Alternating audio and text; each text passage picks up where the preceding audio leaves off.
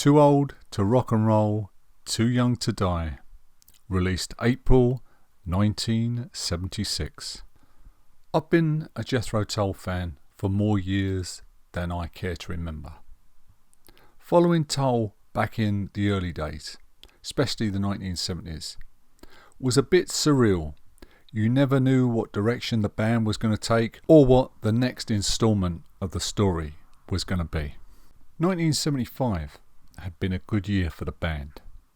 The album Minstrel in the Gallery had been well received, shock horror, by the dreaded critics, and had sold very well around the world, reaching number 7 in the US charts. One English rock paper had had the headline, Jethro Tull, now the world's biggest band, after yet another record-breaking tour. But as the year came to a close, we received the sad news that Jeffrey Hammond was retiring. He'd hung up his bass guitar forever and he burnt the zebra suit. As I've said before, I love Jeffrey. He might not have been the most accomplished bass player ever, but I loved his energy and his humour. His replacement was to be one John Glasscock from the flamenco rock band Carmen. And while I was sad about Jeffrey, John was one of the best bass players out there. 1976 started well for the band with the release of the compilation album MU, which again turned out to be another huge seller around the world. So, what next for the band? Well, Ian announced that he was writing a musical for the stage. Too Old to Rock and Roll, Too Young to Die. The production would star Adam Faith, the former pop singer. Faith had recently had a huge hit show on UK TV, the comedy drama Budgie, where he played a small-time criminal always looking for one big scam, but never pulling it off. In the surreal world of Jethro Tull, this all fitted in perfectly. The musical, for whatever reason, never happened, but the songs that Ian had written were going to be recorded by the band and released as an album. In March, Tull released the title track as the first single, with the magnificent Rainbow Blues as the B-side. I must admit, at the time, the song left me a bit cold. I guess I was longing for another passion play, another thick as a brick, and at the time, I must admit, I was unimpressed. But over the years, my opinion of the song has changed drastically. About 10 days after the single's release, Tull appeared on a UK TV pop show called Supersonic to promote the single. Ian, while miming to the song, famously tried to drink a pint of bitter, spilling it everywhere, most of it over Martin. It was all a bit of fun, but like I said at the time, the song didn't really grab me. Back in April 1976, money was tight, and I knew this album was about to hit the shops. So, to earn some extra money, I sat as a model for the local college art class and freezed my nuts off, all for the princely sum of £5. Friday, the 23rd of April 1976, I was outside my local HMV waiting for them to open. Going home and putting the record on the turntable, I was a bit underwhelmed. The whole album sounded like no matter how much you turned up the volume, you just couldn't get anything from the album. It just sounded like all the life had been squeezed out of the album. The whole production sounded stodgy and uninspired, and none of it resonated with me. A few weeks after the album had been released, Tull were appearing on UK TV on a Saturday night, I think it was about 6 o'clock, and they were going to play the whole album from top to bottom. I invited a few mates round, a few beers were opened, and we were ready for it. I was hoping that this would change my opinion of the album, because all the times I played it, I just couldn't get into it. The TV special was great. Everyone thoroughly enjoyed it, and it seemed to bring the album alive. And you could see that Tull were this great band. I know they were miming along to a lot of the songs and stuff, but it really brought the album alive. I went back to the vinyl version, but again, it sounded stodgy and uninspired and didn't hit the spot. and as the months went by, it got pushed further and further to the back of my record collection. A few months ago, Too Old to Rock and Roll, Too Young to Die came up on my YouTube suggestions, and I thought, oh, what the hell, I'll give it another try. Looked at it and it said 2002 remix. If ever an album cried out for a remix, it was this one. I put it on, and I think the first word that came out of my mouth was wow. What a difference, what a change. As the album opens with a little prelude of the album's title track, I could tell the difference immediately. Here you can hear everything. Everything's up in the mix and it sounds beautiful. Then checkered comes in and it hits you like classic Tull. Great riff, full of all those strange, weird rhythms that only Tull can do. And at last, we can hear Barrymore Barlow's great drumming and John Glascock's bass lines. Back in the 1970s, UK TV was crammed with all these bloody awful quiz game shows. Ian captures it all beautifully. May you rise to dizzy success. May your wit be quick and strong. May you constantly amaze us. May your answers not be wrong. May your head be on your shoulders. May your tongue be in your cheek. And most of all we pray that you may come back next week. Be a quiz kid. One show I absolutely loathed was The Golden Shot. Every Sunday evening. If you got to the finish, there was a target with a thin piece of string going down the middle. Then you had this guy with a huge mechanical crossbow, who they blindfolded, Bernie the Bolt. You then had to guide this geezer, you had to guide his sight into position with your words to break the string. And if you were successful and you broke this bit of string with the bolt, all these kind of mock gold coins would fall down and you'd probably win about $1,000, which was a lot of money in those days. Me, I would have guided Bernie's sight to point directly between the host's eyes and then said pull. It was awful. Yeah, as Ian says, we'll wine you, dine you, undermine you. It was terrible. I never held much to the concept of this album, which was covered by a series of cartoons on the inside of the record sleeve. It all seemed a bit muddled, all over the place, and it kind of detracted even more from the music on the album. One thing I do like is that the cartoons are done in the style of the UK comics of the time, comics such as The Valiant, The Wizard and The Hotspur. Track 2 is another beauty, Crazed Institution. Ian sings about the emptiness of stardom. He also has a little dig at the glam rockers of the time. Just a little 3-chord trick embedded in your platform soul. 2 tracks in, and I'm wondering how the hell I've ignored this album for so long. It's brilliant.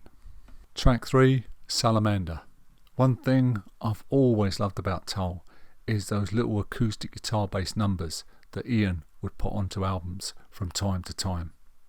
I don't know if it's all Ian Anderson or if Martin Barr is joining in, but it's just magical.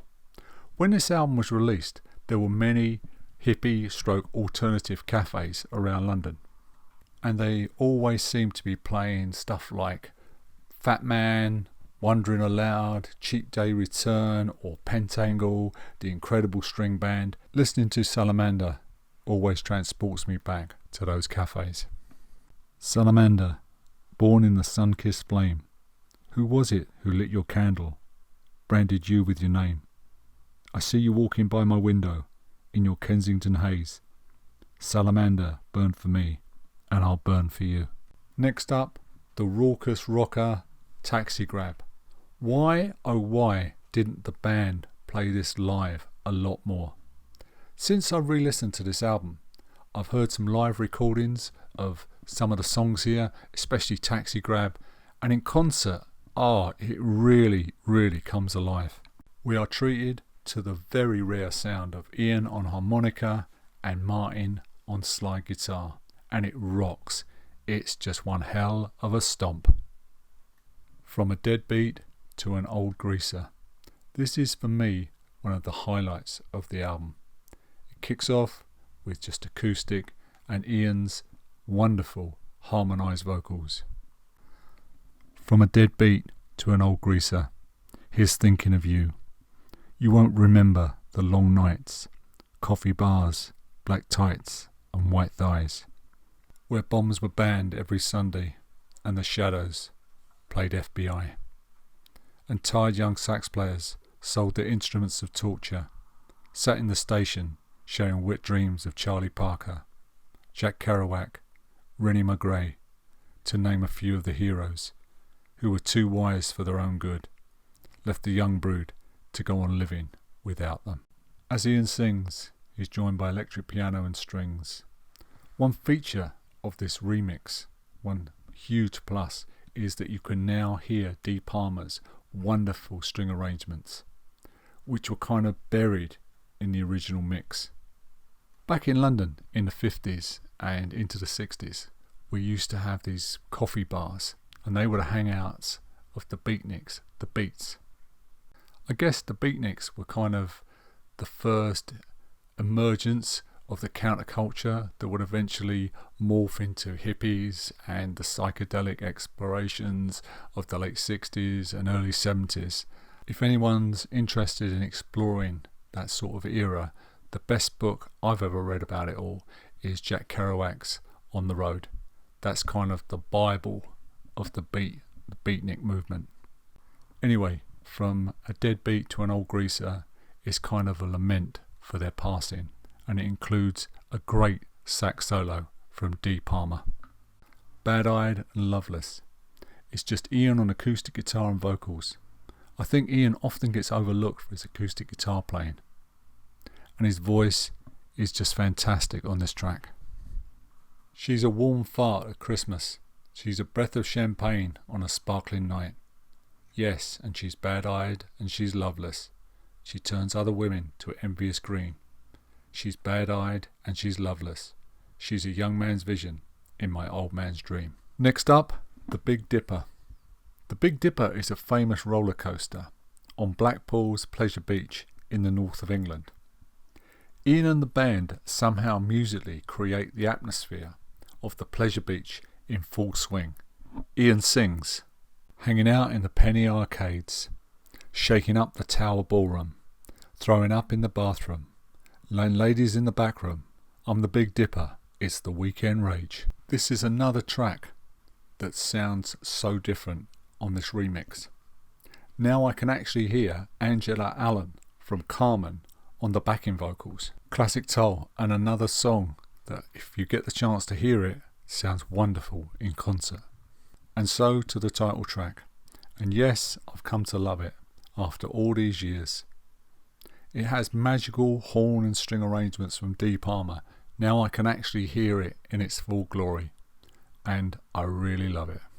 I also love the fact that when General Noriega was holed up in a Catholic sanctuary, General Mad Max Thurman of the US Army played this song continually round the clock on an endless loop to make him surrender.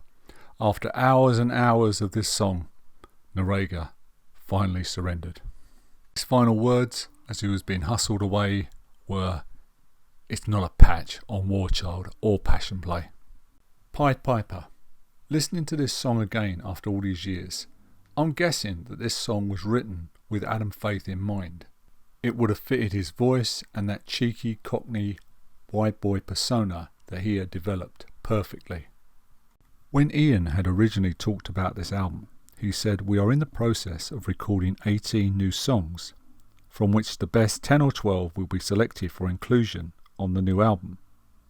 Anderson said in Montreux that the songs are all about people from different walks of life: an aging rock star, a housewife, an artist, and so on.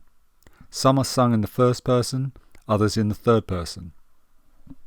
Pied Piper is a pleasant enough romp, but it does leave me with the distinct impression that Ian wrote this for another singer.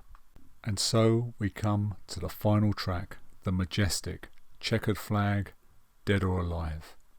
Synth, electric guitar, bass, drums, electric piano, and those wonderful string arrangements from D. Everything in its place, an object lesson in how to perfectly arrange and accompany a song. Ian sings, the disc brakes drag, the checkered flag sweeps across the oil-slick track. The young man's home, dry as a bone. His helmet off, he waves, the crowd raves back. One lap victory roll, gladiator soul. The taker of the day in winning has to say, isn't it grand to be playing to the stand, dead or alive? The sunlight streaks through the curtain cracks, touches the old man where he sleeps. The nurse brings up a cup of tea, 2 biscuits and the morning paper mystery. The hard road's end, the white God send, is nearer every day. In dying the old man says, isn't it grand to be playing to the stand, dead or alive? So after all these years, I went back and I listened to this album again, new mix, and it's a great Tull album. If you like Jethro Tull and you haven't heard this album, or you kind of like me dismissed it, go back and have another listen, especially to the 2002 remix. And there's a 2015 40th anniversary special which has the TV show in it and a whole load of extra tracks and stuff. I haven't heard that, and I'm guessing as it's mixed by Stephen Wilson it will sound fantastic. But like I say, it's an album that if you like Tull, you need to go and revisit. And one last thing before I disappear. People I've read over the years, rock critics etc., have said that it was Ian Anderson's answer to punk. Well, hang on a second. The first punk gig in this country, as far as I remember, was the first big punk gig was Patti Smith at the Roundhouse on May the 19th, 1976. So as far as I remember, punk really wasn't around and didn't really come into, well, didn't really get up a full head of steam until about early 1977, mid 1977. So I don't think it was Anderson's reply to punk. Maybe he was a visionary, and it was, but it was way before punk really had a foothold in the UK. So thanks for listening. Stay safe, stay well. Please like and subscribe to the channel, and I'll see you in the next video. Cheers.